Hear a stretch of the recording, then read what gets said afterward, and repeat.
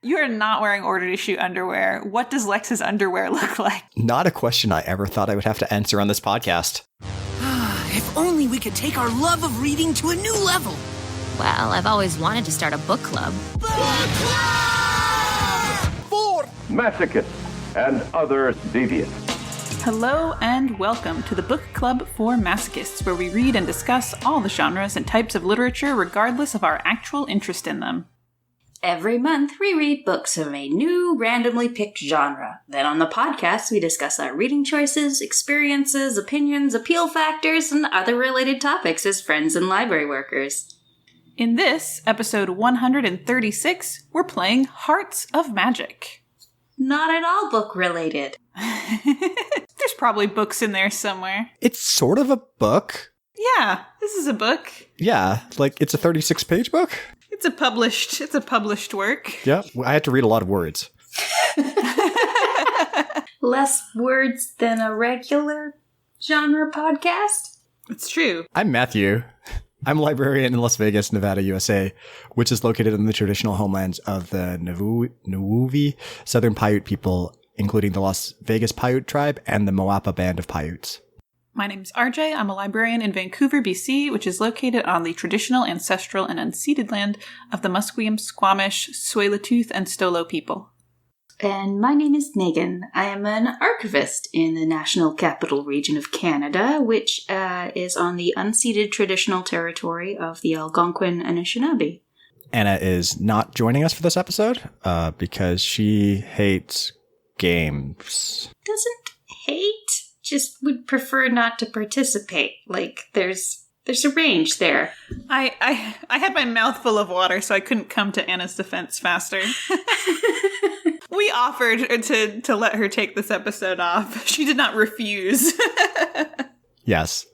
She's not particularly interested in playing role-playing games like the rest of us are. So that is what we're doing today. But we have also, as always, with these non-genre specific episodes, a retrospective book list of books by authors of color in one of the genres that we did back when in our first year. I think we're still doing the first year of genres that we covered on the podcast. So this episode, our retrospective book list is nonfiction books about the supernatural and paranormal by authors of color. So hopefully some of you will find that list useful. This one was a difficult one to put together. Yeah. Hopefully it'll be a good list. I think it will, eventually after I spend some more time on it. But I'm excited that it is seasonally appropriate. Oh, true. Yeah, I guess so. Spooky is always seasonally appropriate. What? This is a year-round spooky positive podcast. Spooky 365, as I recently saw something say.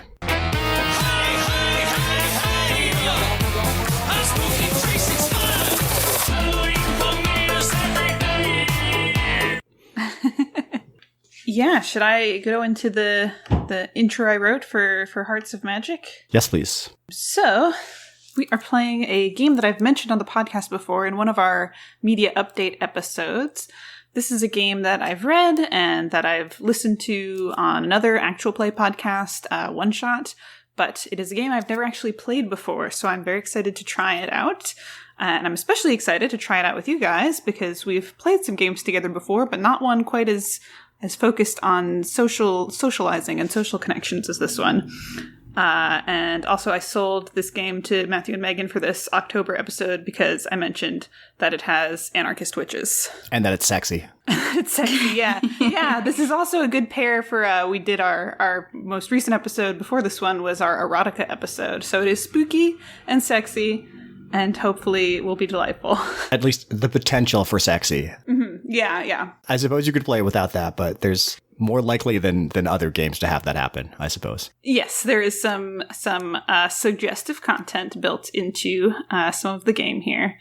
So we'll see. So yeah, listener, be warned. Yes, disclaimer, this episode may have sexual content. We don't know yet. I guess I'll drop in an actual thing here saying how spicy it gets. Drop in a clip of you being like, nah, it's fine. The game is called Hearts of Magic, Threads Entangled. It is a hack of the game Mobile Frame Zero Firebrands, so it is using that game's structure but has imposed its particular fantasy setting over it. Hearts of Magic was created by Erica Shepard. The original Firebrands game is by Vincent and Megwee Baker. Have you played Mobile Frame Zero? I have not.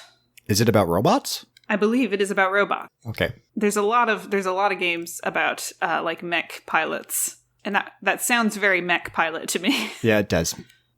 So the structure of this game is that it is a series of mini games. So in the first round, we're all going to play the same mini game, but from there we take turns selecting one of the games to play, and another player or players to play it with. Everyone gets a chance to choose a mini game at least once, and then after that we can keep on choosing for as many times as we want, or we can decide to end the game and close by answering some questions about what we think happened to our characters. Hearts of Magic is a game of messy entanglements, so there's not a plot that we're following. It's designed to create a very character-driven narrative. There's no game master. We're all players, and as players, our goal is to get these characters from these 3 different factions of this magical world into messy entanglements with each other, whatever that looks like. So it could be political entanglements, personal entanglements, romantic, sexual, professional, all of the above, messy entanglements. And we might end up making a story that is about this larger world that it's set in, but the goal is mostly to tell some small stories about some connections made in this world. And if you have heard me talk about the idea of small stories or intimate stories on this podcast before, you know that this is my entire jam. So I'm excited about this game. We'll see what unfolds. And I think before we start our character creation, because we are going to be creating our characters live on the pod here, do we want to read, should I read, or does someone else want to read the intro, A Time of Peace in the City? For as long as the official histories record, the city, capitalized, has always been a peaceful, quiet backwater, an island city-state nominally ruled by the distant order, also capitalized, but long left to its own devices, controlled by the hereditary families euphemistically known as the lords and ladies, also capitalized. With few natural resources to take advantage of, the leaders of the order deemed the city too far away and too insignificant to warrant direct intervention. The lords and ladies of the city were free to hold their power with the fey magic of promises and prophecy, and while the city never became rich or powerful, its seclusion and relative freedom from the watchful eyes of the order made it a haven for all kinds of people from across the plain. Recently, though, a shifting ley line has charged the city with magical energies, and the Order is newly interested in exploring and exploiting the powerful wealth and power there. Hundreds of arcanist bureaucrats trained in the discipline of entropomancy have been dispatched to the city under the orders of a powerful proctor in the Order. Since practicing magic without appropriate instruction is forbidden by the Order, their soldiers are tasked with enforcing both law and regulation regarding its practice, meaning the lords and ladies can no longer profit directly from harnessing the new magical energy here. Thankfully, the handover of power has been peaceful, orderly, and effectively managed. While some minor conflicts have arisen between the lords and ladies, the people of the city, and the arcanist bureaucrats of the Order, there has been practically no bitter civil war of resistance between the entrenched aristocracy and the imperial bureaucracy. When a headstrong noble house is stripped of their land and holdings without the force of arms to defend themselves, this is peaceful. When a coven of self-described witches tries to instruct their fellow citizens to practice their own magic and the Order responds by cracking down on private gatherings and public speech, this is orderly. When, after having their homes and lands taken, a noble family takes their revenge on the agents of the Order, seizing magical artifacts and taking back territory, and a group of citizens takes their opportunity to organize for a district of their own to exercise freedom and independence, and the Order responds with martial law and a wide-scale magical suppression, with fighting in the streets and magic in the air, these are minor conflicts. This obviously can't be a war. There are things out there in the night and the dark who notice things like war. To even suggest otherwise might attract their attention. So we can leave it at that and start character creation, or we could also read the 2 sections at the back on the substance of magic and cultures, genders, and sexualities in the city. I think we can read those. I think they give good context for the world. Chapter 4, On the Substance of Magic. Excerpt from the Theoretical and Practical Magic, Volume 2. Like coal dust or gunpowder in the air, or a lightning bolt about to strike, magic is a volatile and dangerous force when undirected. But, like coal in a steam engine or gunpowder in a cannon, when properly harnessed, magic can be a tool, or as a weapon. Years of training are required to focus latent magic into the practical effects without risk of side effects. See Chapter 8, Patterns and Harmony. The universities of the Order are dedicated to this craft of entropomancy, conjuring organization through chaos, and the manipulation of seemingly random patterns of motion or words or objects in order to produce a wide variety of magical effects. Those touched by fey power can use latent or environmental magic to enforce ancient laws of contract, calling on true names or the spirits of nature to ensure promises are kept. An affinity for the natural world also allows those with fey patronage to build massive structures from living wood or to call on the stones themselves to make a room. See Appendix G on construction. While magic, also known as chaos or energy, exists across much of the plane, certain shifts in the flow of magic across the plane can create confluences or suffusions of concentrated magic, intensifying both the danger and the potential of harnessing that magic. It has been speculated that the ancient capital city known as the Lost Throne disappeared at the height of its power in a confluence of two powerful ley lines. Stories of 3 or more ley lines intersecting, causing intense focuses of magic or transforming regions or towns into oases of magic, are almost certainly apocryphal.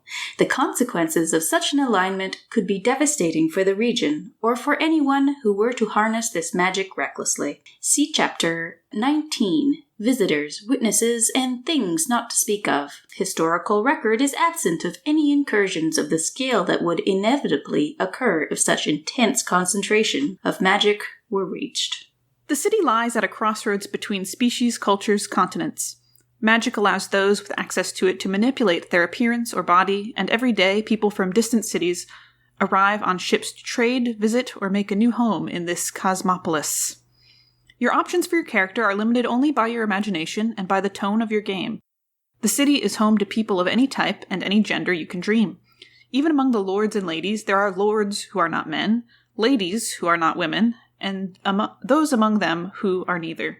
The city can generally be assumed to be a place where differences in species, culture, and gender will be ignored or accepted unless the players at the table agree that they want to explore the ways that this isn't true.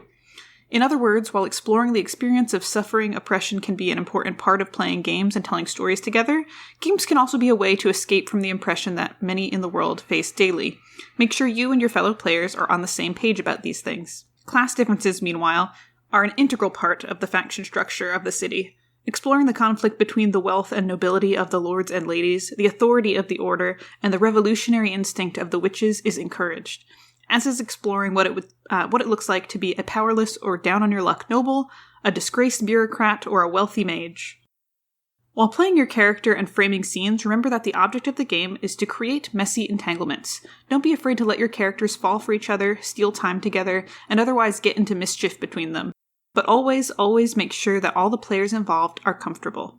Before starting the game, and whenever anyone frames a stealing time together scene, be sure to discuss what sort of content the players are comfortable with showing on screen, where to draw a veil or fade to black, and never bring a player into a game that they are not comfortable playing. Setting expectations before the scene starts is also acceptable. Saying, my character isn't interested in reciprocating, but I enjoy a scene where you hit on them and they shut you down in increasingly comic ways, can be much safer and more fun for players than going into a scene where the players' expectations differ. Is it time for us to pick characters then? And by pick, I mean randomly assign.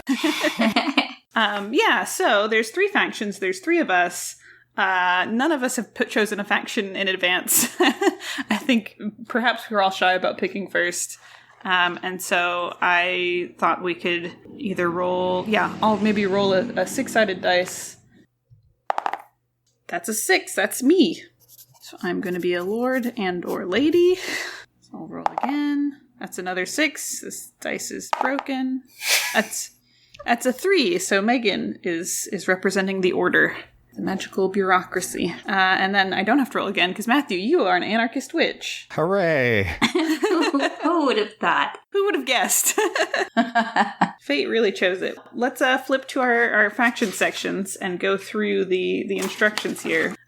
So I am T. I am one of the lords and ladies, member of the aristocratic families of the city. The other lords and ladies in my family are my friends. The lords and ladies of different families are my rivals. The order and the witches are my enemies. I'm going to choose 3 attractive qualities from a list here. Aloof, radiant, and strong. The name that I'm going to choose is Tea, T-E-A, like the drink. So another of the podcast you linked us to, which was the One Shot podcast, the Lord and Lady character in that had a very ridiculous name. Yeah, I'm trying hard not to lean too much into copying. But I'm just kind of imagining that, like, anytime someone asks your name, you're just like, okay, let me just set up this tea ceremony. Yeah, if I want someone to really know my name. Yeah. So James's character on the One Shot podcast was the sound of wind rattling bones of House Rapture. And to actually experience the name, you would have to hear the noise and experience the feeling. So tea, I think, is something that I've chosen as a approximation to tell humans, but it is perhaps, it might even not even be that like drinking tea is how to experience my name, but that's like the closest thing. That's the feeling. It could be like afternoon tea as like an event, where there's like small sandwiches and cakes and things as well. So not just the drink, but the meal. Yeah. The specific ritual of afternoon tea, of high tea. Yeah, I think there is some specific tea ritual that is my true name. And maybe we'll see that and maybe we won't. But my house, I think I like the idea of it being a feeling, but I think I will go with a season, and say I am from the like House of Autumn, but is there a more purple way to describe that? Falling leaves. Yeah, I was thinking like decay. The House of Inevitable Decay. Like it sounds very, I'm going to go with the House of Inevitable Decay. Nice. Which sounds very intense and dark, but really we're like the autumn house, as opposed to like the House of Eternal Rebirth, which is like the spring house. So are there 4 different houses then? That's what I'm going to say. Yeah, for this city, there's 4 houses, and so I'm from the House of Inevitable Decay, the autumn seasonal house. Yes, and then I think I've got soldiers, I've got spells. So I think I'm next with the Order. The Order is an organization somewhere between a university, a government, and a bureaucracy. You are a highly trained arcanist bureaucrat dedicated to protecting their citizens from the dangers of magic and creating magical harmony and order within their realm. You've been dispatched to the city to help prevent possible magical disaster. Choose 3 attractive qualities. I picked friendly, bookish, and thoughtful. My name is Winifred, and I work for the Preservation Branch. My job title is an Officer of Quiet, and that affects magical noise. I don't necessarily go around shushing people unless that's part of the spell that I'm using to reduce the effects of magic in the area. So are you involved with the preservation of magical books? No, just magical order. Oh, well, I am like, since we are a book podcast, but that's fine. Listen, sometimes if you spend 8 hours of the day working on a thing, you don't necessarily want to imagine yourself also doing that job for another couple hours. Sure. I did comment before we started recording that the Order is like the closest, like if one of us wanted to play a librarian adjacent character, the Order is the place for it, which is pretty interesting because the Order are also like pretty clearly the villains. Yeah. Not to say that your individual character is going to be villainous, Megan, but maybe. So the witch of this group, the witches have no central authority and no unified group, but represent the democratization of magic and power within the city. So I've taught myself how to use magic stuff. The Order are my enemy. The Lords and Ladies and the Order are both my enemies in principle, though some of them are rivals and friends. And also other witches are also friends, rivals, and enemies. I'm just friends, rivals, and enemies with everybody. My 3 adjectives are dashing, generous, and mysterious. My name is Lex. And I used a random job generator and it gave me garden designer, but now I'm thinking I should just run like a printing press. Maybe I can do both. Maybe I'm a garden designer as a front, but I am actually running a covert printing press. Absolutely. I'm pretty sure I've met this anarchist. Yeah. Who is a garden designer, but also runs an anarchist printing press. Pronouns. Yes, good call. T will use they, them. Winifred is she, her. Lex is also they, them. Or maybe just any. They, them, or any. So now the solitaire thing. So this is each of us chooses like what we've been doing before we might interact with each other. So RJ, do you want to go first? Sure. So yes, typically in this game, we would play the first round by ourselves in silence. It's just like the first round is like a self sort of journaling exercise. But since we're recording a podcast, we're going to do the first round out loud. And so looking over my options for solitaire, what have I been up to? I think I have been entertaining bureaucrats from the Order in my family estate, and they've been thoughtlessly presumptuous with your best goods. Is this Winifred?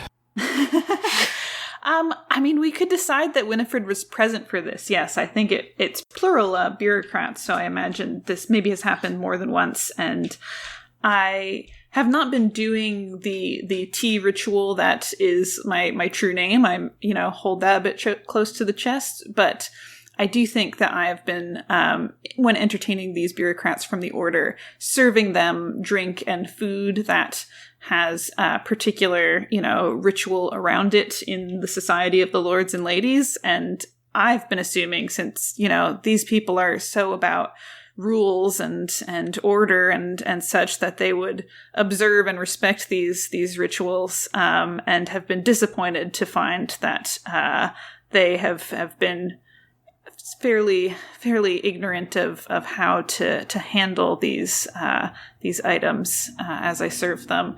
Sometimes in ways that are quite insulting, sometimes, poking fun at the strangeness they find in the food and drink of the Lords and Ladies. And I think sometimes just maybe in a way that is, I find a little more amusing, where they just seem quite baffled by things that would come so naturally to me. It's like, which spoon do you use to stir the tea with? Yes. I think maybe it's a little more esoteric than that with the Fae elements. So it's like I serve them the first round of tea, and they are not supposed to drink the whole thing because there's 3 more rounds coming. That is supposed to just like coat the palate, and then they're chugging that, and it's like, ooh boy. And then by the time the second one comes, their whole mouth is numb, and it's like, of course. You chugged the first one. And the third one, you're not supposed to drink at all.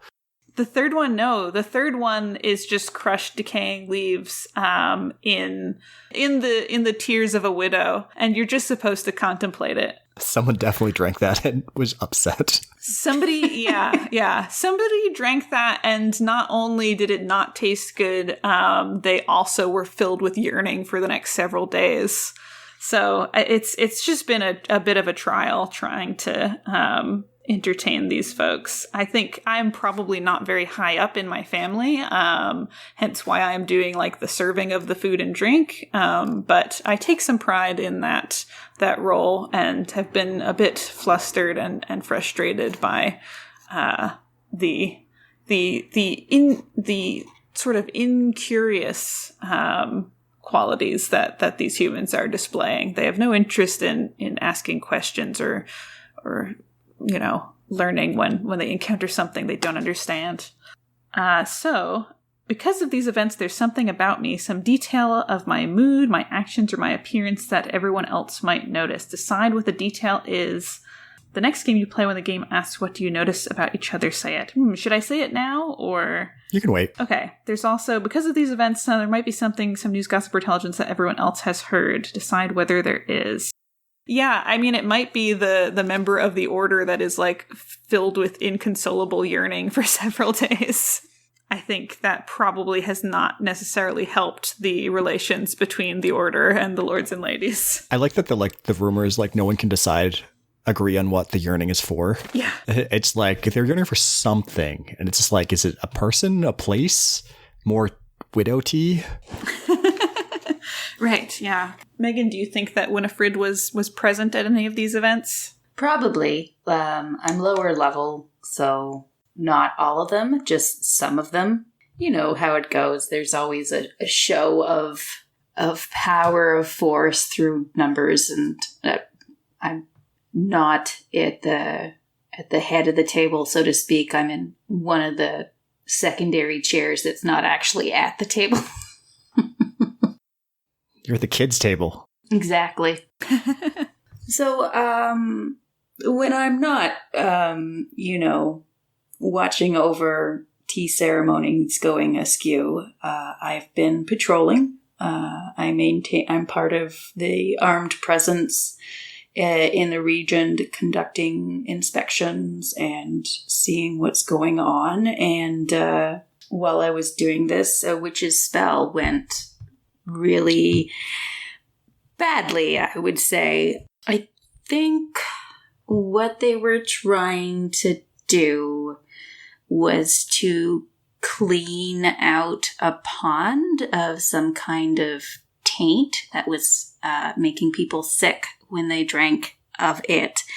But what happened instead is malformed creatures started crawling out of the pond and terrifying people instead. And so clearly this created a hullabaloo, and as a peace officer of quiet, I am all against any kind of hullabaloo.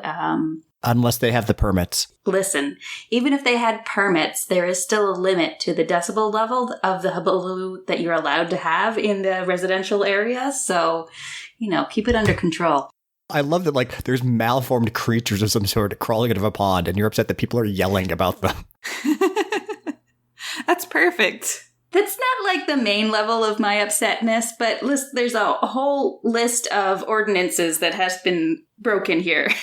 That's Winifred's department, The creatures are not her concern. It's everybody's reaction to them and the noise that they're making. So, I went over and I silenced things, as is my wont.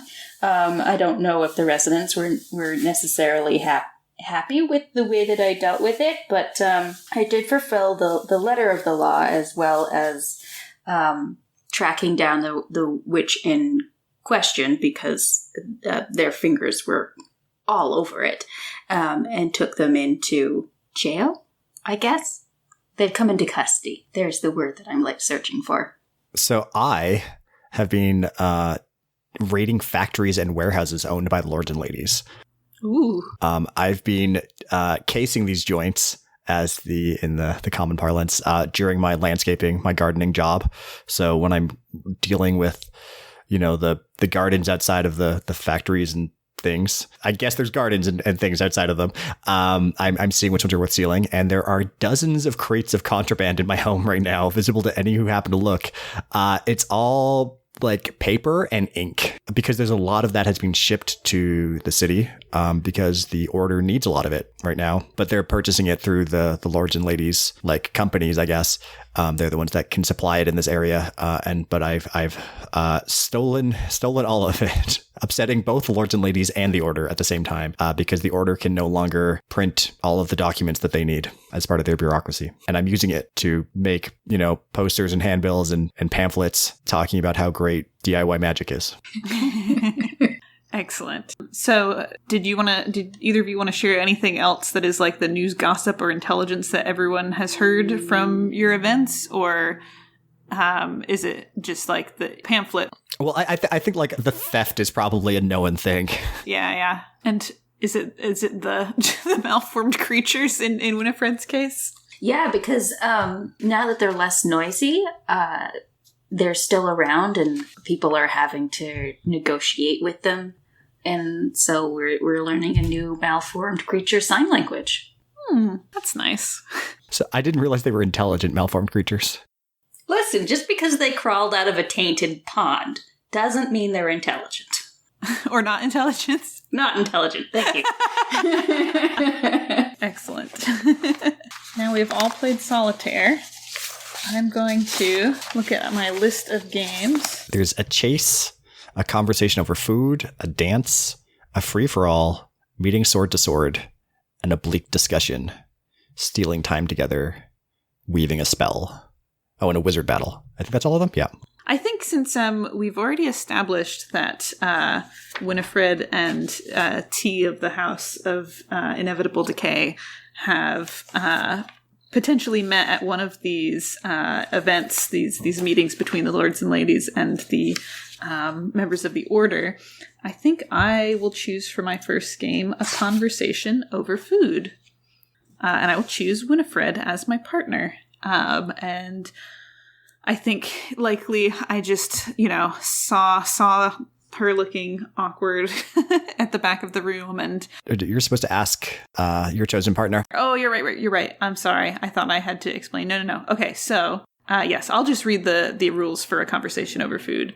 A conversation over food. Ask your chosen partner how you two came to be eating together. Other players can join freely if it makes sense for their characters to also be present at the meal. If anyone has played solitaire since your last game, what do you notice about each other? What have you heard? During the meal, anyone can ask anyone for details about the setting, occasion, and circumstances. We take turns conducting the conversation. The person with the lowest social standing takes the first turn. If this isn't clear, have another player choose who takes the first turn on a whim. On your turn, choose one of the more of your conversational partners and choose an action. Ask a topical question, engage in actual improvised conversation, pass saying instead something about the food, or leave the conversation. All right, so yes, it is actually up to Winifred how we came to be eating together. So I'm going to say this little snafu with the tainted pond and everything like that has made me a little rudely late to the event that I was supposed to be participating at your abode. But because you are so dreadfully polite, you have arranged for extra food to be brought to me at my table because everybody else has mostly finished, but you don't want me to feel like I am either eating alone or can't eat at all. Which of us has the lower social standing, do you think? I think this is other player pick on whim. I think Megan has the lower social standing. Okay. Do we do the what do we notice about each other bit? Yeah, let's do that. I think probably you have attended other events at the House of Inevitable Decay, and about T, you would notice, has changed. T has great large antlers, and you've maybe noticed these antlers changing in subtle ways from engagement to engagement, but maybe assumed that it was just like different decorations that they were putting on. But I think today you noticed that the antlers are like, I don't know exactly what it is that happens to real deer antlers, but that they have that molting look of like skin hanging off of them. Mm-hmm. They just look like either they just grew in or are about to fall off. They look like more unsteady, less impressive maybe than they usually do. How bloody and gory do they look? I think not terribly bloody. I think still for human company, if there was a lot of blood, it's been cleaned up. But just some skin hanging off. I think it is less the appearance of violence and more so I think it just makes T look very tired. Maybe a little itchy. I just looked up some photos of this. It looks so metal. They're like blood-stained antlers. Mm-hmm. Okay. One of the things that, I don't know that you noticed it necessarily, but might have become a rumor is, while I was silencing the hullabaloo, is that I have been recording each of the sounds before I silence them. And how I do that is within tiny little vials, and you wouldn't think that would work, but that clearly seems to be what I'm doing with the noises that I encounter that are unacceptable. Would I see you doing this at any point in the engagement, or do I see these vials like on your person? Yeah, you would see the vials on a bandolier across my chest, so they're fairly visible. You might not know why I have them, but I'm not sure if the rumor has come through already, since it's been soon after the event. I am supposed to ask a topical question. Yeah, or we can just engage in improvised conversation. You can pass and say something about the food. What is the food? So I think the food, I think Winifred has arrived a bit late, and T has put together a special dish for them. And I think they are probably a little bit excited by this because it is a different set of dishes and ritual for people who arrive late, and that is not like the sort of negative thing that it is seen to be by the order. I think they are delighted that somebody is late, and they get to pull out this special set of cups and spoons. I love this idea. This is amazing. Like, you're holding a dinner party and you're like, oh no, let me get out the late person cutlery. Yes, yeah. And so I think the food is probably a very small piece of cake that would be it would be bitter, but not like bad, more like a sort of chocolate or coffee taste, without the sweetness that you usually expect in a piece of cake. And I think 2 cups of tea, one that when T arrives and puts down this tray in front of Winifred, T would say like quietly, like, this one you drink right away. And the other one, they say, this one you drink as slowly as you possibly can. Oh, thank you so much. Normally, this would be unacceptable behavior. You're a very gracious host. It must have taken you years to master all of these rituals and preparatory events for the food. It does seem to be very involved. I think T sort of cocks their head a little, and you can see some of the skin hanging from their antlers like sway a bit. And they say, well, years are not quite years for the lords and ladies as such. It's a much more circular sort of structure. So I don't remember not knowing how to do these kinds of things, but it is always so delightful to meet someone who's doing them for the first time. I don't get to do much of that.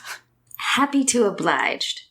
And I don't mean to be rude, but you appear to be going through some type of temporal effects yourself. Is this part of your own cycle?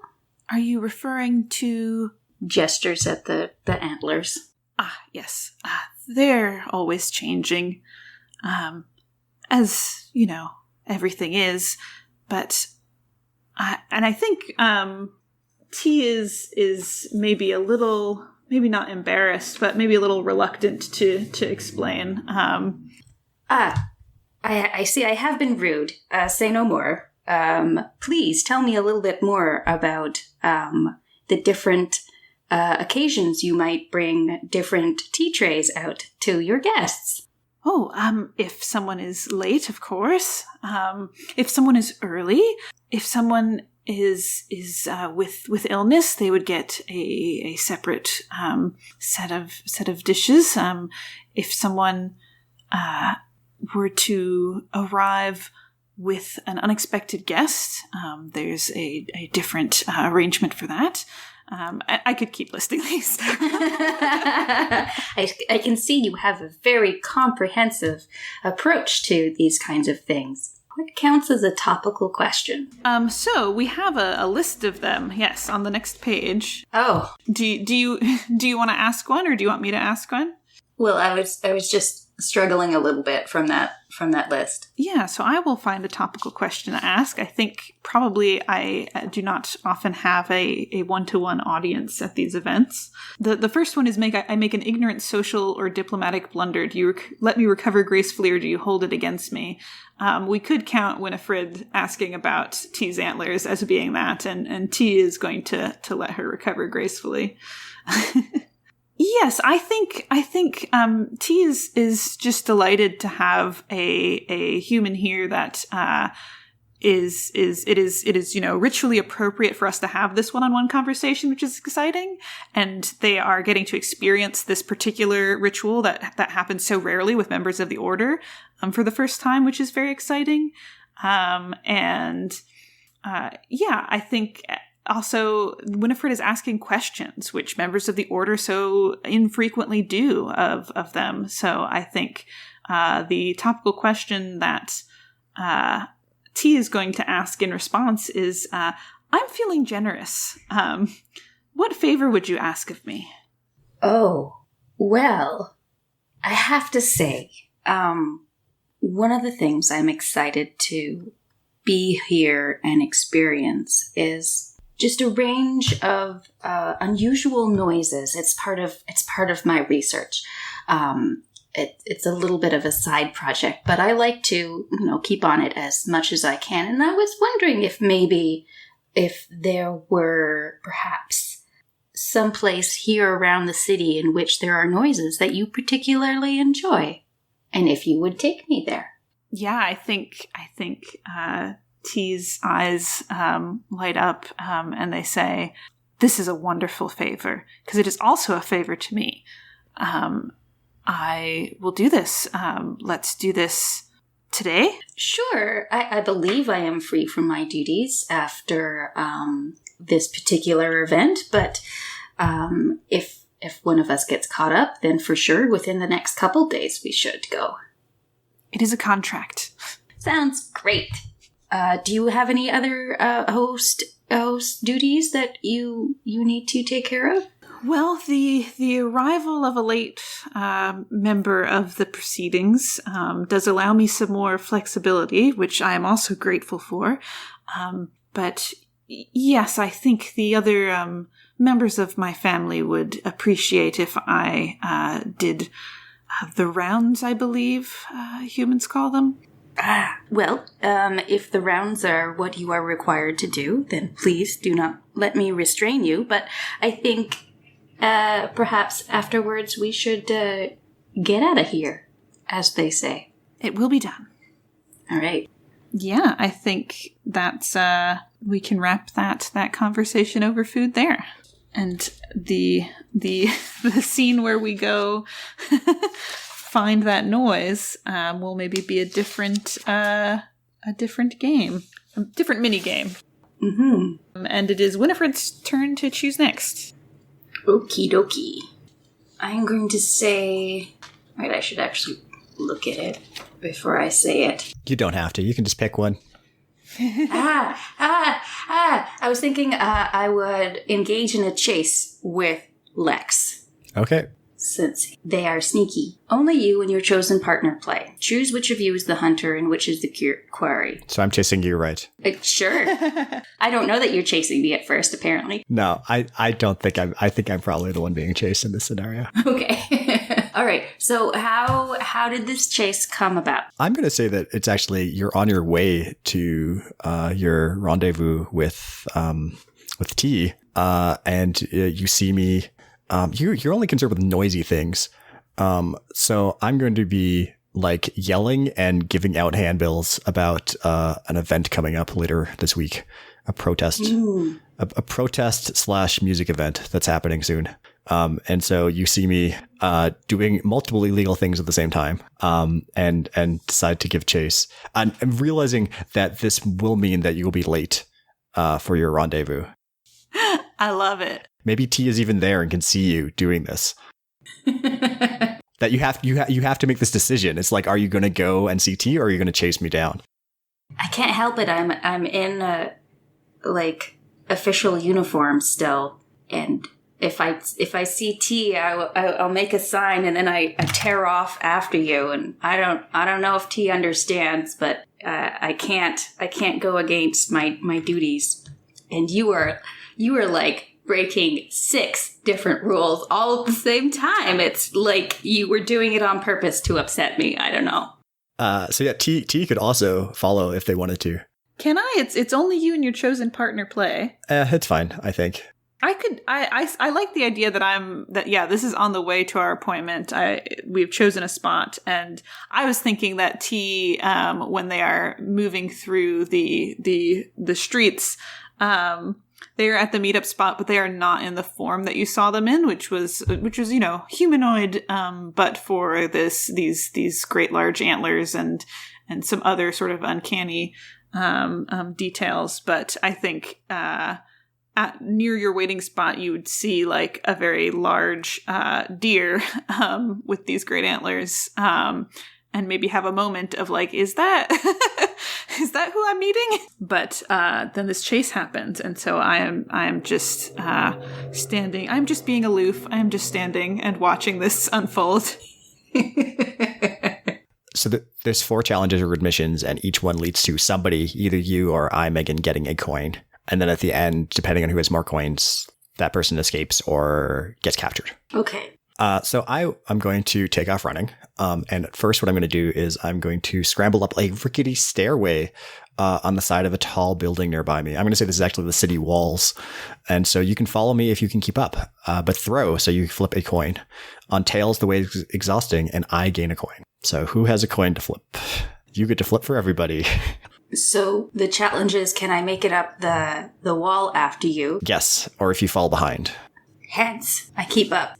Okay, so you're keeping up with me. So I am going to leap from this rooftop, or from this wall, onto a nearby roof and make a hard, precarious landing. Follow me if you dare, but throw. On heads, you gain 1 coin. On tails, though, you barely catch yourself. You're clinging on with all your strength. And the chase ends now with you at my mercy. Ooh. Oh. Could be short. Oh, tails. I am at your mercy. Oh, wow. Okay. I am clinging to the edge of the roof. Huh. I did not expect that I would have you at my mercy. It's gonna take me a moment, because it was a hard landing. So like I am somewhat winded, but I managed to get up, and I see you clinging there, not quite capable of pulling yourself up onto the rooftop. And I hesitate. I'm like, oh, what do I do at this point? You know, like, do I take advantage of someone at my mercy? But I think what I will do, are you wearing a hat? Yes. I'm going to steal your hat. Oh. I respect your gesture. And I'll just, I'm just going to take your hat and just leave you clinging there. I'm not going to push you off or anything. But that's it. Maybe even, how nice am I feeling? No, I'm going to tell you. I'm going to say it's like if you yell loud enough, someone might come and rescue you, knowing that doing that will be causing you to break the rules that have been set. Ooh. And I will walk off holding your hat, or wearing your hat, in fact. This better be the most jaunty walk across the roof. Oh, it is 100% jaunt. So I'm supposed to be generous? Apparently that was generous of me. I mean, that was pretty generous. You could have, knocked me off the roof or something. True. I told you how to save yourself. So now the choice is yours. What are you going to do? So I am clinging to this roof. Hatless. Hatless. God, how am I ever going to explain this to the uniform supply officer? That's like at least 3 demerits, I think. Man. Well, I'm clearly not going to try and pile demerits upon demerits. That way, madness lies. So I'm going to try and look for a window I can swing into instead. It's possible. T, were you following behind this, or have you seen what's happened?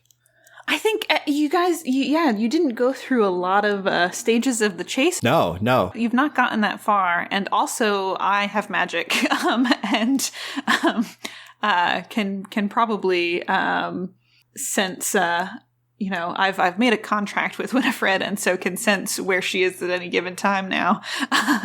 So was the question, am I coming to save Winifred or? Yeah.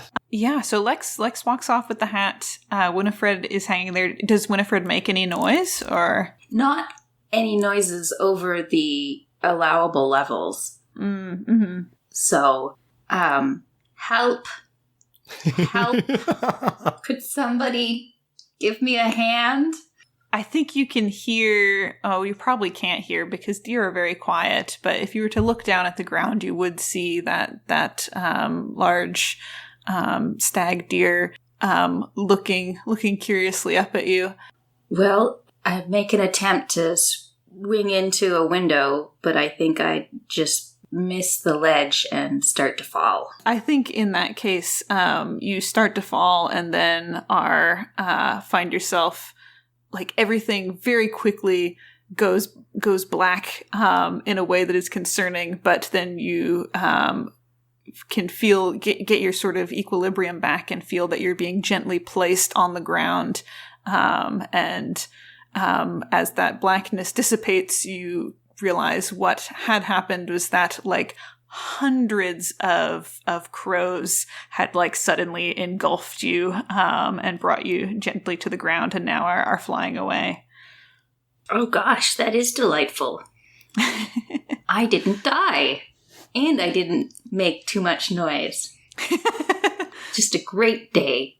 Maybe you look strangely familiar now? Yeah, I think once the crows have disappeared, the deer is no longer there, and T looks as they did when you met them earlier, in their more humanoid form. And I think they smile and say, "You're late." I think we can fade the scene to black. Yep. I'm going to do an oblique discussion. And I'm going to choose T to have my oblique discussion with. So only we play. I ask you how the two of us came to be discussing something sensitive and where. Yes. So how does T know Lex? I'm wondering if it's through the garden or if it's through the printing press. I think the garden stuff makes more sense because all of the houses have this, each of the houses of the lords and ladies in the city are of a season and so are quite prideful of their gardens and rarely employ humans to care for them. But Lex has enough of a reputation as a garden designer that they have come a few times into the employ of the lords and ladies, the House of Inevitable Decay. I like that you're like constantly having like newly grown plants removed from your garden to be replaced with older dying ones. Mm-hmm. Yeah, so ours needs more upkeep than some of the other gardens because, unlike, the House of Eternal Rebirth or the House of, what's the summer one? The House of Heat and Strain. It's actually like an amazing scam that myself and several of the other gardening companies have going on because we just move the plants from one place to the next. So we move them once they start dying, we move them to your garden. And then once they die, we move them to the winter garden.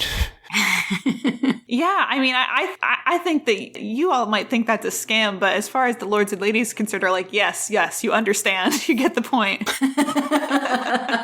I'm just trying to think of a name for the winter house now because I've got 3 of the 4. What have we got so far? The House of Inevitable Decay, the House of Eternal Rebirth, the House of Heat and Strain.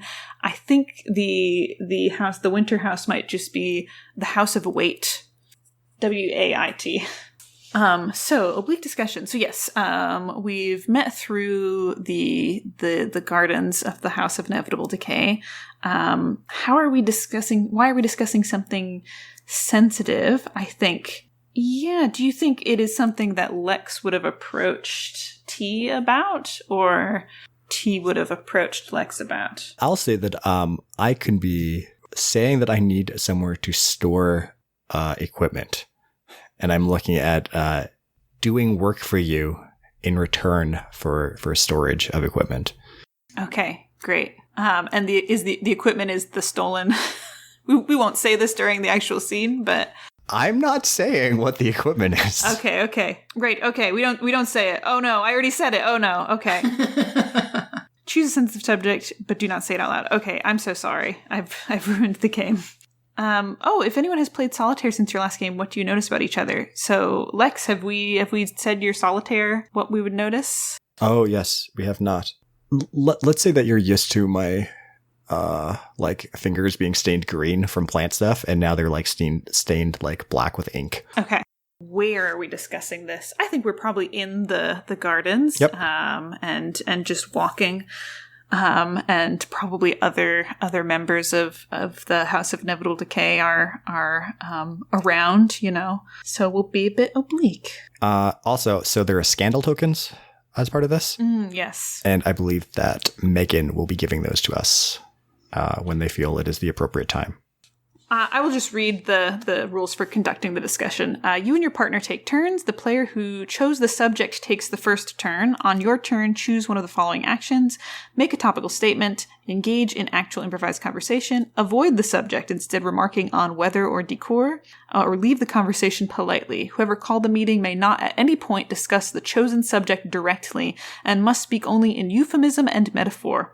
You may speak in hypotheticals as long as you have deniability, and you may speak of other people instead of your subject as long as you maintain propriety. If at any point anybody not in the scene feels that either player discusses a sensitive subject too directly, they must give that player a scandal token. You may on your turn take a scandal token from the other player and whisper to them directly, free of pretense or euphemism. If you do, that token may not be taken from you.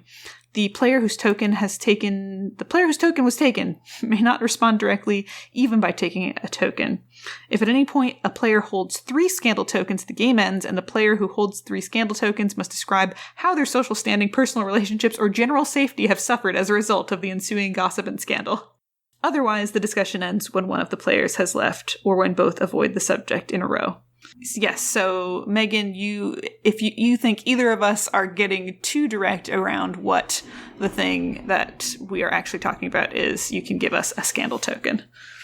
So my dear T, I have a colleague who, it is Vesper, who is another person involved with these things. And they are in need of some storage space for some of the equipment that we use. And this is something that we know that you have, these large unused garden houses on your property. And we were wondering if it would be possible for us to store this equipment there temporarily. Is this something that you might be open to? I find it a bit strange, Lex, that you would bring this matter to me and not to one of the members of the House of Inevitable Decay that is in charge of the grounds. Well, you are the person that I have dealt with the most here because of this the upcoming party that you're hosting, the Halloween Masquerade that's happening this week. And so we've been working towards designing the garden and the decorations and the plants and so forth for that. That will be coming up. And so I thought, since we were already talking about things, that is why I brought it up with you specifically. Yeah, I'm just going to look at our topical statements and see if I want to use one to guide what I do next. Let's see. I want to say something that could be taken as very scandalous as well. Okay. But I think I'll wait.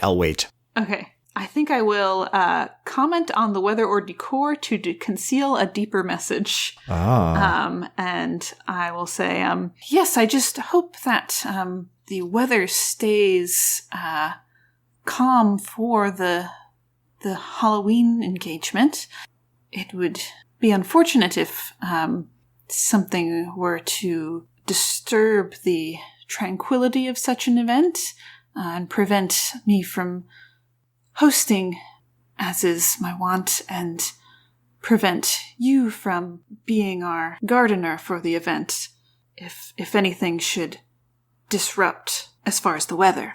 Well, I can see from your antlers and how you've had them de-velveted and shined that you are very excited about this upcoming event. I assume that... I will say as a side note, I think T's antlers are like looking polished and nice. I was going to say, like, I'm implying that there's a reason why this has happened. Mm-hmm. Okay, you are implying that. You have someone to impress. Mm-hmm. Mm-hmm. Well, I'm always excited for the Halloween event. It's the biggest event since the relations were established between the humans and the House of Inevitable Decay.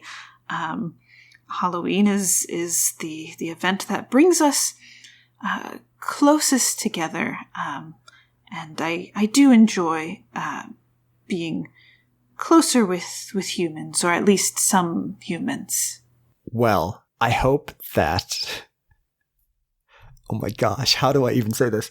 Well, I really hope that you can help us store all this beekeeping equipment, because I know how much you like honey. And I hope that you can, have some of that human honey in the near future. No! What?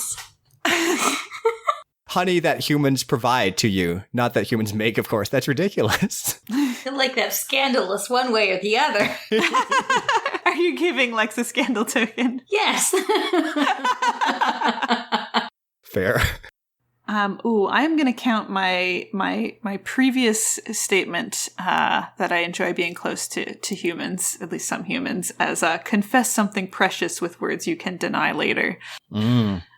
I'm going to try and pass off a story as unrelated, and say, we don't keep many bees here on the grounds of the House of Inevitable Decay. That is more of our sibling houses' purview.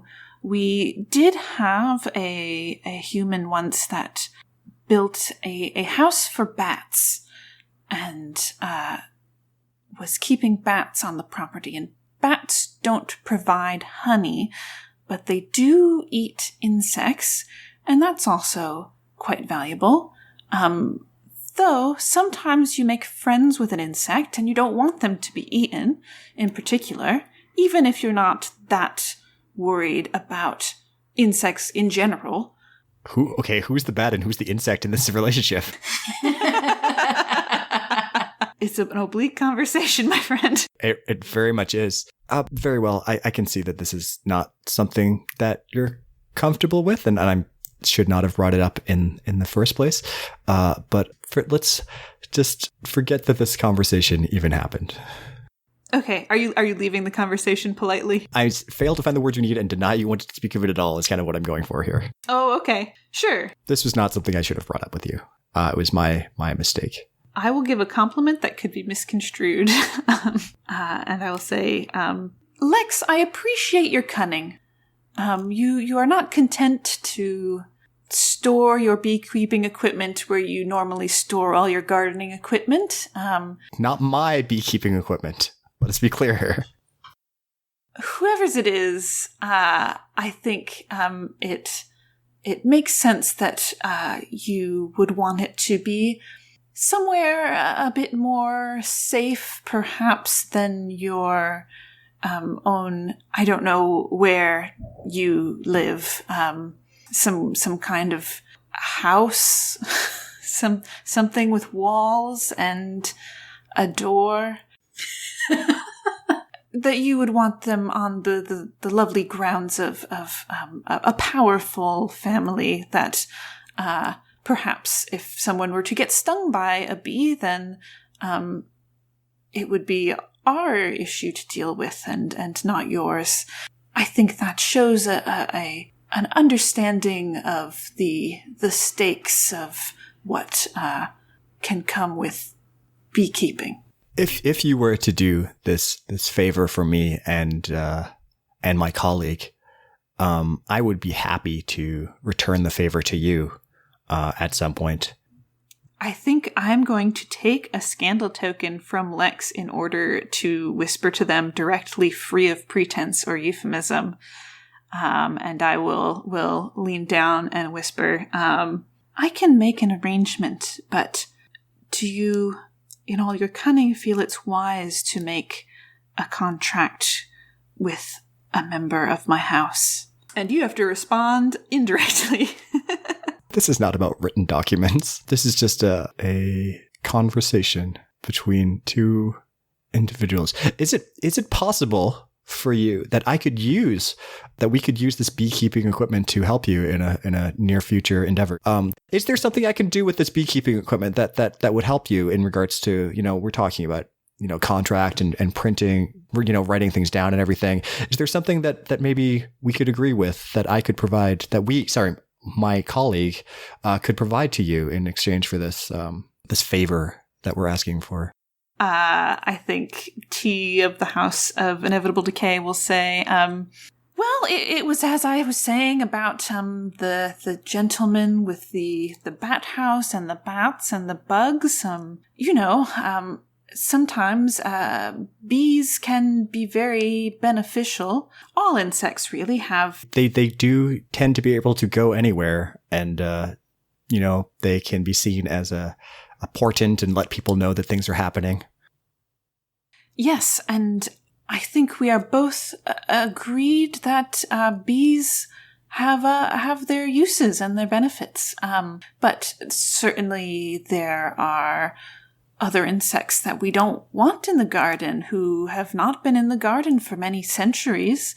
And now I find there's quite a few of them in the garden. And I wonder if the beekeeping that you're doing could be more like a bat and discourage the presence of other insects here in the gardens that are so important to my family. I'm just going to say yes, and let's just end this. Does that work? You can leave the conversation politely. Yep. Let's just fade the scene to black, and we'll say that we've reached an agreement. Yeah. So none of us got 3 scandal tokens, which is good. After the discussion ends, the player who did not choose the subject, that is me, must state what they believe the subject of the conversation to be. The player who chose the subject should confirm or deny their guess and must answer honestly, but do not reveal the subject if the other player has guessed incorrectly. Yes, I think we did a couple of out of character hints on this, but this beekeeping equipment that you're looking to store is this printing press, this hot stolen printing press that was stolen, I assume, from a rival family. Yes. That you are asking me to secret away on the grounds of the House of Inevitable Decay. So it is our problem. And so that you can still, use it. But you are asking for some protection in return for some printing services, it sounds like. I was going to print invitations to your party.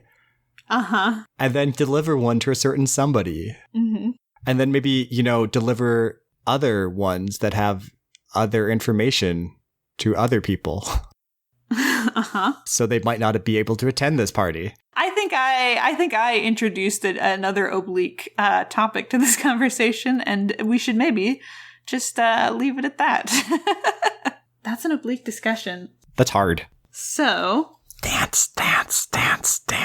Yeah, I know. We've created a Halloween masquerade. Of course. And now we must play it. So I am going to, select a dance. Ask your chosen partner how you two came to be dancing together. Winifred! How did we come to be dancing together? Other players can join freely if it makes sense for the characters to also be present at the dance. I definitely think Lex is here. Yeah. So you invited me to the masquerade, and we are on friendly terms, so I was happy to accept, along with the fact that it's part of this whole diplomatic invasion thing. And so I asked you to dance. You asked to dance. Wow. It seemed like the thing to do. Mm-hmm. What is Winifred wearing to the masquerade? What are both of you wearing? I am wearing, like we talked about Dark Mori earlier. That's what it's just like weird forest witch fanciness cloak. Gender ambiguous, I will say though. I am dressed like a glacier, or that is my intent, to be like a glacier. So it is all whites and some pale blues. My eyebrows are frosted, as well as the tips of my hair. And there is the gentle sound of flowing water that follows me wherever I go. I'm curious if other members of the Order are as dressed up as Winifred is, or... I'm going to suggest they're not there. Because their invitations were eaten by bats.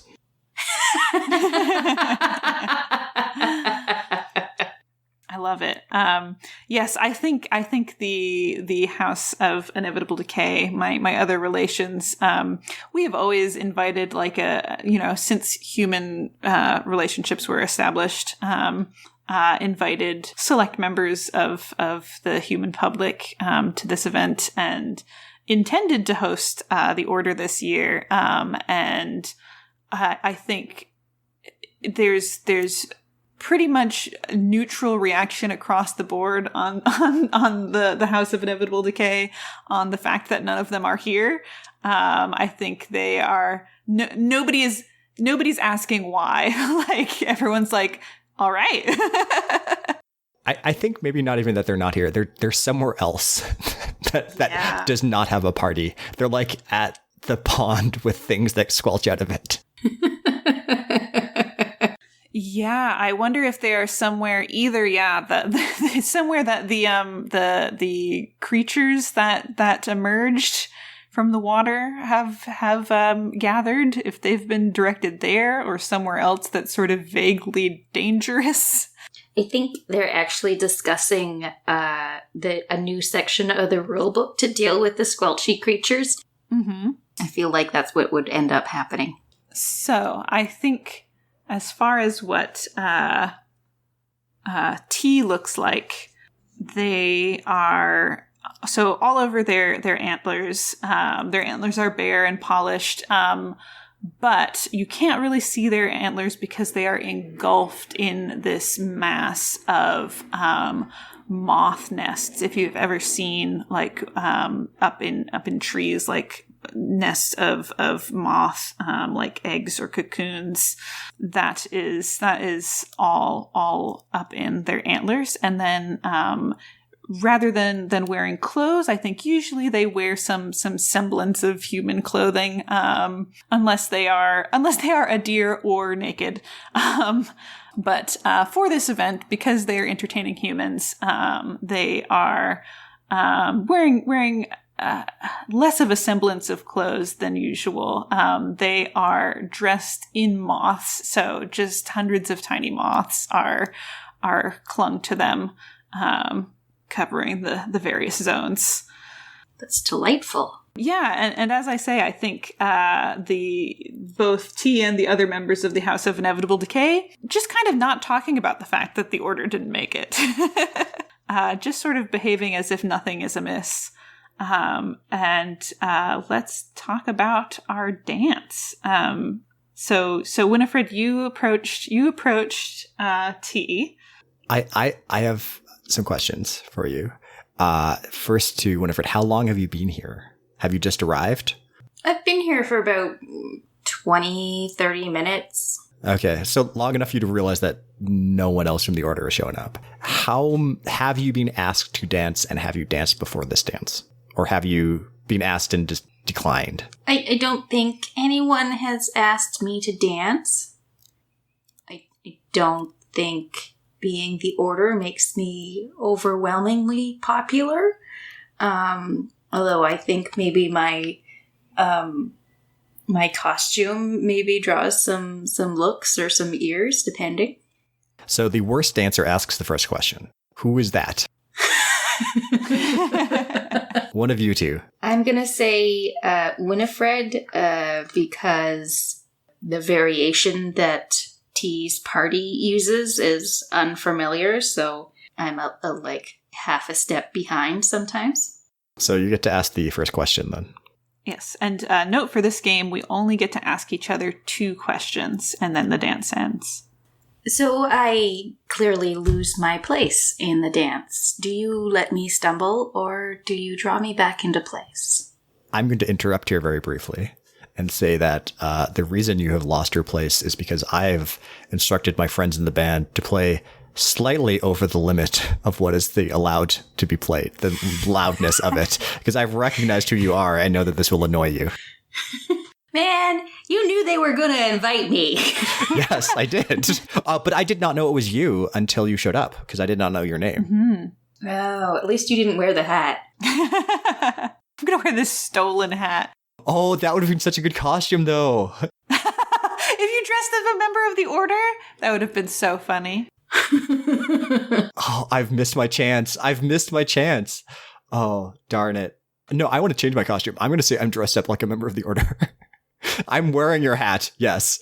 I think the Lords and Ladies find this delightful. While they are like obviously not mentioning that the Order is not here, they're not acting as if anything is amiss in regards to that. But many of them, many more, you've probably been to a few of these parties before, Lex, and many more are coming up to you to tell you how delighted they are and how much they approve of your fancy dress. Yes. How dashing I look in it, in this uniform. Mm-hmm. Yes. How well you have transformed yourself. How cunning it is to be something you are not for the evening. Oh man, but this totally changes the night for me. Like, yeah. Yeah. So do you recognize me? Do you know who I am? Or do you just see someone in an Order uniform? You are dressed up in my hat. It is not your hat. It is a standard Order uniform hat. Listen. Oh, okay. I have lived in that hat for so long, I would recognize its smell anywhere. But you only see me in the middle of the dance. Okay. Right, yes. This is the thing, is you've noticed Lex while we were in this dance. Okay, and then I lose my place because I was already, not so good at this, and then I see... Yeah, you lose your place because you see me, I guess, maybe as opposed to the loudness of it. Yes. I will draw Winifred back into place in the same way that I instructed her with the food and drink in one of our previous encounters. I think Winifred is one of the more curious, certainly one of the more curious members of the Order, but also just one of the more curious humans that T has met, and so is sort of delighted to be able to instruct them and show them how to do this ritual. Then I ask a question. Oh my goodness. You may at this moment in the dance place your hand upon my elbow, my shoulder, my waist, or my hip. Which do you choose? Are you in humanoid form? So I'm in humanoid form, but I am covered in moths, which is the reason really that I chose this question. I don't know if I want to disturb the moths too much. I think maybe I just at the elbow? Mm-hmm. Feel like maybe there might be less moths there, but I don't know. Yeah, I think you maybe are looking for the least moth covered section of skin you could touch, and go for my elbow. But I do think a couple of moths, once you touch, do go and flock to you anyway. And so they're just stretching their wings on your hand. So is Lex part of the whole dancing quadrangle or whatever folk dancing that we're doing, or are we? No. You saw me at the side, but I've disappeared now. Yes, otherwise Lex would get one of our questions. So at this moment in the dance, you laugh. What are you laughing at? I think that I laugh because I've been looking at your costume and realized what you are, and I laugh a bit and I say, like, you are very lovely to the eye, but I believe you are supposed to go to a Halloween event dressed as something that you are not. And I think it is funny that you've come as something more like what you are. Do I respond to this? I don't quite know what you mean. Am I so very cold? It's just the order. It's cold and rigid, and I suppose, like a glacier, will either spread as an ice age or melt, but still seems so convinced of its permanence. Sorry, I just thought it was funny. I believe I've chosen the melting away glacier in this instance, so take that as you will. Oh, this is the last question now. I think, this moment in the dance allows me to step close to you and linger very near. Am I welcome? Yes, I think I turn to you with a welcoming smile and lean in to your presence. Still clearly not trying to disturb the moths overmuch when I remember. Yeah, I think as we are leaning together, some of the moths start to flutter and land on you, and I think maybe from far away at this point in the dance, and this is like the climax of the dance, or like the conclusion. At the conclusion of this dance, we I think from far away, the sort of lines between where one of us starts and ends are a bit blurred by these moths that have now spread to your clothing. To me, this implies that stealing time is the next activity. Well, you don't get to choose, but... I don't. Whose choice is it? It is yours. So I think I'm going to pass. Okay. If it's my turn, then I am going to choose meeting sword to sword. Okay. With Winifred. All right. At the Masquerade. Ho ho. Yes, I was hoping. I was like, stealing time together is next, or... So, let's see. Anyone can ask anyone for details of the location and circumstances.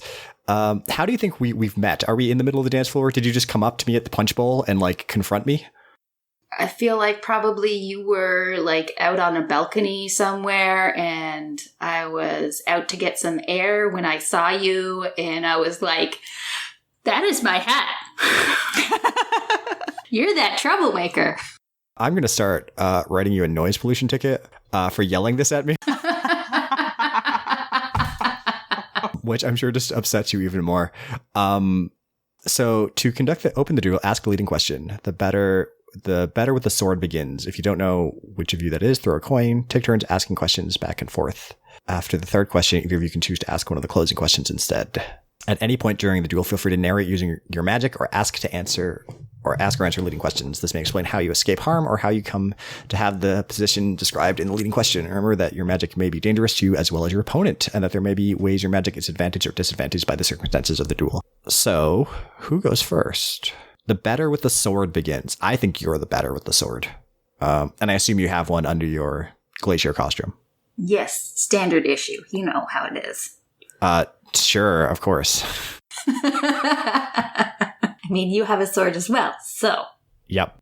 Can also use magic. I feel like we've used very little magic. So what question are you asking me? So we circle swords tips touching. What do you say to me? I'm just good. I'm going to say that this hat has been in my family for generations, and that it is very uncouth of you to claim that it is not mine. And then I'm going to wink very broadly at all the lords and ladies that are gathering around us. Oh, I love that Lex has a sword because they have the uniform. Yeah, the order issued sword as part of their costume. Yes.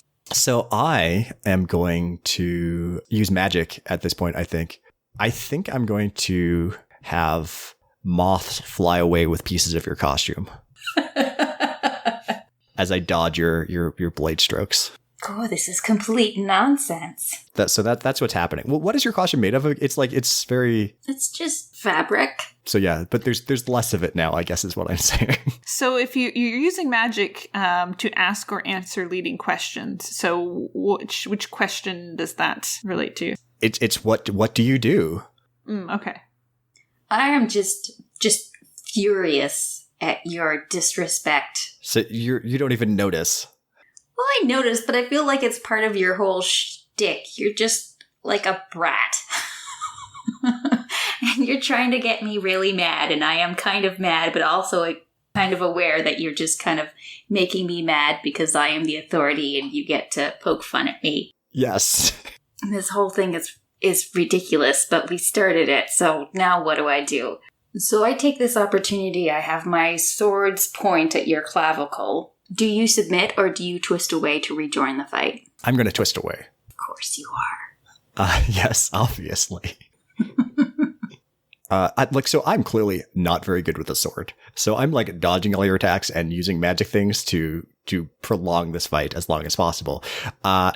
If this is okay, I will say that the moths have finished taking off your clothing. And you're down to your order issued underwear.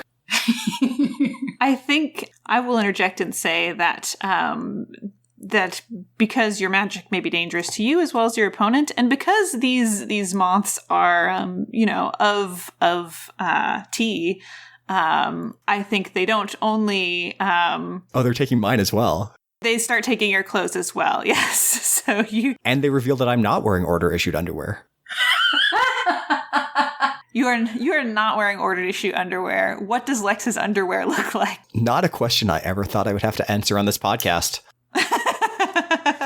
It's Lex's underwear. It has nothing to do with your own underwear. Still, not a question I ever thought would come up. I'm going to go with Victorian era swimming costume. Okay. So like neck to mid thighs. So you still can't see what my bits are. Mm-hmm. And striped. Yes. In like black and gray. So we're down to our skivvies. Yes. Uh-huh. With our swords. The lords and ladies who have gathered are delighted. No one is making any attempt to intervene. Of course not. This is the best thing that's happened at one of these in a while. So I think this is clearly not a fair fight, and I am fed up with a lot of this nonsense. So I'm going to use magic and start inking your body with the various ordinances you have broken, including impersonating an officer of the quiet and, taking my hat and all these nonsense kinds of things. So it's like chapter and verse in ink on your body. Is that standard protocol? Listen, is any of this standard protocol? Your underwear is. I'm just gonna jump over a hedge and run away. Well, that's not how the duel resolves, though. So, sorry, according to Meeting Sword to Sword, you take turns asking leading questions. Anytime after the third leading question, you can choose to ask one of the closing questions instead. Sure, okay, so you get your sword point well between us inside my guard, because I'm not very good at sword fighting. If you drive it home, you will kill me. Do you drive it home, or do you allow me to step back and recover myself? I step back. I'm not about to bring bloodshed over something so ridiculous in T's home. And clearly I'm surrounded by people who think this is hilarious. Mm-hmm. Okay, so now I run away. Yes, I think it makes sense to me that you had used that letters of the law appearing on Lex's skin to distract them enough to get them cornered under the point of your sword. But yeah, you show mercy and they run away in their underpants. And to be fair, Lex did not take advantage when I was clinging from the house. That's true. You are returning the favor. I think the lords and ladies who have been watching the sword fight look slightly disappointed. And I think maybe you even hear one of them whispering it's so rare that somebody dies on the grounds. I was so looking forward to it. That's not really something that this house is known for, you know? Like the inevitable decay, like you might have someone injured, but dying is the winter house's thing. Well, you could decompose there. Yeah, you could certainly decompose here. I think in general, there's not much. There's not many mortals passing away on the grounds of any of the houses. True. Unless you count plants as mortals. Insects. And insects, yeah. So shall we go around and end this? Yeah, I think certainly there's more story we could tell, but I think that is a dramatic interaction to end our game on. So we go around the table one last time. On your turn, bring up any unresolved questions that you have about your character's fates. Yeah, say what you think the possible outcomes could be. The other players can contribute possible outcomes as well. Oh, not just my character, any character's fates. Yeah, is Lex going to get in any trouble? Lex has been making some big swings, and it has not caught up with them yet. And I wonder if it will, or what you imagine will happen. I imagine that I am definitely going to ground for a while because my body is covered in writing. Yeah. Which means I really can't be seen in public very often. And so, yeah, that is, I think, my near future is being in hiding and shuffling from safe house to safe house, because the order is definitely on the lookout for someone with laws written all over their body. Mm-hmm. Sounds like it could turn into a kind of cat and mouse frenemies situation. Potentially, yes. For sure. There are certainly I think you two didn't lean into some of the moves in meeting sword to sword, but there are some definitely some flirtier options on that leading questions menu. Yeah, so Lex is in hiding. That totally makes sense. I think for Winifred, I'm curious to know, given the sort of I guess we don't know everything that happened between T and Winifred, but I wonder how much Winifred will. I feel like T is obviously sincerely interested in Winifred, but also kind of fucking with her a little. And I wonder how much patience Winifred has for that. How invested they are in that connection, if they are going to try to see them again after the masquerade, or if that has chilled after some of the events of the evening. I have a more immediate question, if you don't mind. Sure. Specifically about Winifred is, and T, is Winifred is down to her underwear at this party. Is T going to offer them clothing? Are you inviting them to a bedroom somewhere to get dressed in something else so that they can potentially go home, or something else can happen? I think what happens, I think T was probably standing off a little from the crowd that had gathered to watch this sword fight. I think T knew that they weren't going to intervene, but since they are maybe not friends, but certainly entanglements with both of these mortals, they remove themselves from that situation a bit and wait to see what the outcome will be. And then seeing that Winifred has lost her clothes, right away, all of the nest that is in their antlers that evening splits open, and hundreds more moths, I think a different color, than the ones I've been imagining, like sort of plain brown moths all over T's own body, but I think these sort of unearthly blue moths bloom out from that nest and start clinging to Winifred and keeping their human modesty for the evening. I think maybe I've had enough of this party, however. Yeah. And so I thank T for the dance and the coverings, and then I skedaddle before someone catches me in my improper attire. Mm-hmm. You do find her hat sitting on a bush just before you leave the party grounds. Dang it, can't hold this grudge. I think as you leave the grounds of the House of Inevitable Decay and make your way home, and like the farther away you get from the party and the closer you get to home, I think maybe when you arrive, you notice that these moths, when you look down, they've all like frozen, like literally frozen, like they were living moths, but by the time you get home, they're made of ice. Oh, wow. So cold, so cold. Does that mean it's gonna melt? Or do I just have this frozen shell of a moth? Yeah, no, you can break them off, like, or like take a warm shower and they'll melt off.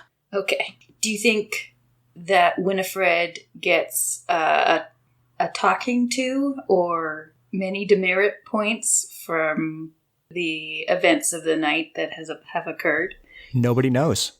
Nobody else from the Order attended. So if you don't report it, nobody will know that you received the correct invitation and attended. Yeah, and I think it would be in Winifred's best interest to not reveal that they were the only member of the Order who got the correct invitation. But I think, you'd have to, if you want to report on Lex that, there is a person identifiable by tattoos of the various laws and infractions that they've made. You might have to attach that to a different report. So I wonder if Winifred even does that, or if like Lex is in hiding, but actually there's no one looking for them except for Winifred. Well, I've already written Lex up as a person of interest from our last interaction. So I just make like an add amendment that the current appearance is, covered in the writings of their crimes. And in terms of the relationship between Winifred and T, I think it remains cordial. The events of the Masquerade seem to get maybe a little more out of hand than Winifred would have liked in their off hours. Mm-hmm. Very disorderly. Very disorderly. So we have a more professional relationship from there on out? Maybe. It's hard to say. I'm going to say also that, I'm going to get one of these laws actually tattooed onto me. Nice. I think it says, Statute 204.C on, my arm in cursive. And that's, distribution of unauthorized materials. Yeah, distribution of unauthorized written material, and I'm very proud of that one. So I think I'm going to get that as an actual tattoo, which is very funny to me and the other people in the gardening business. Mm-hmm. It's usually covered up, though. It could be that T leads Winifred down a completely wild path of throwing away their career with the guard or becoming basically a double-crossing spy. Mm-hmm. To bring more nonsense into the world instead of less. Yeah, absolutely. I think if that relationship continued, that would be what T would be sort of pressing on Winifred to do. Is T likes Winifred and does not like the Order, and either wouldn't be asking them to quit or renounce them, but would be trying to lure them into being a bit of a double agent. Mm-hmm. Using their innate curiosity is probably that's where it starts. Mm-hmm. Yeah, but I don't know. I don't know if it would succeed after the evening we had. I was just thinking that T, the direction T might go in, rather than trying to raise the topic again, is just to start slipping specific food or drink to Winifred at these events that will cause certain reactions. Oh. To see how that she responds. But I don't want to get too into the specifics of that, because we should wrap it up. But I think Lex is underground getting tattoos over their magic tattoos, and T is serving messages surreptitiously to Winifred.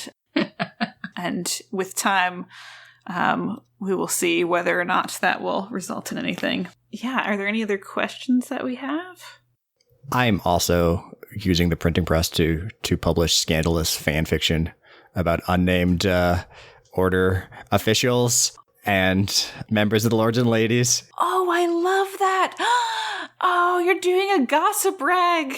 Yes. Oh, I love that. If we were going to keep playing Winifred, and T would definitely have an oblique discussion about these gossip columnists and what they're on about.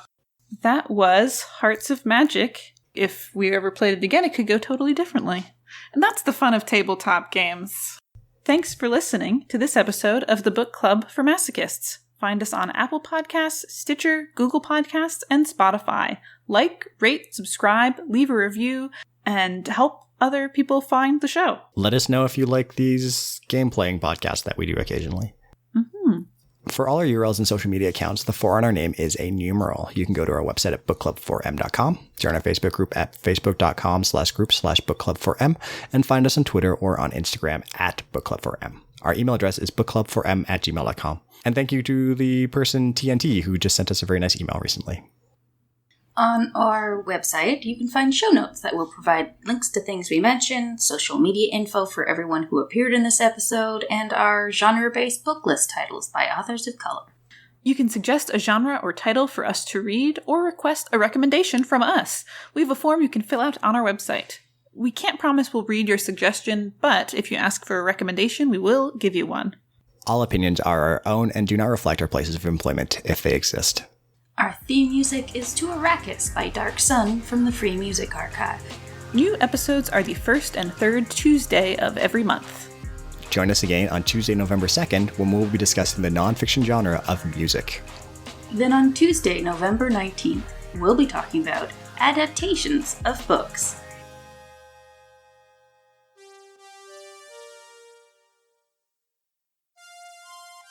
I need to feed Heidi before we continue, because she's up in my grill already.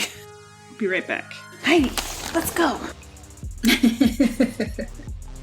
Just yell across the apartment. It's very effective. Yes, I know, especially when we're both wearing headphones. That's a scandal token. I can't tell when you're in or out of character. I need to do more funny accents, I guess.